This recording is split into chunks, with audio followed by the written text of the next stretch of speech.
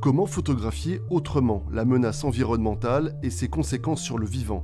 Mathieu Gafsou a choisi de multiplier les formes visuelles, d'où une exposition hétérogène, spectaculaire et sensible, où pour la première fois, il fait poser sa famille et ses enfants, comme pour revenir à hauteur d'homme dans un monde qui vacille, ou parfois comme ici en Chine, la nuit est lumière.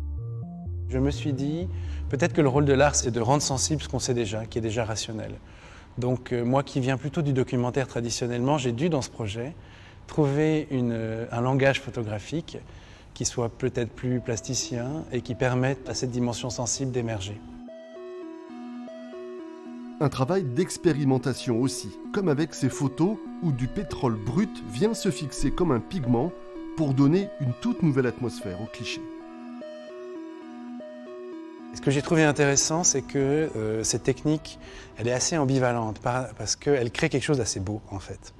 Et donc on parle d'un sujet relativement grave, mais on crée une image séduisante et j'aime bien cette ambivalence qui crée un petit malaise et qui laisse aussi la possibilité de s'approprier le sens de la photographie de façon assez libre.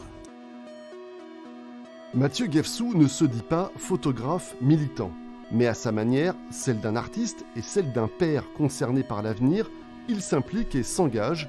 Une œuvre à découvrir dans l'exposition Vivant au Parvis de Pau. Chacun peut se dire, mais nos enfants auront-ils ce monde-là ou est-ce que nous aurons rectifié à temps?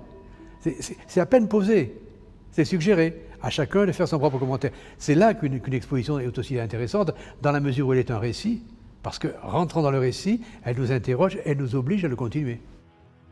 Un album spécialement composé pour ces photos par Ripperton accompagne la découverte de l'exposition.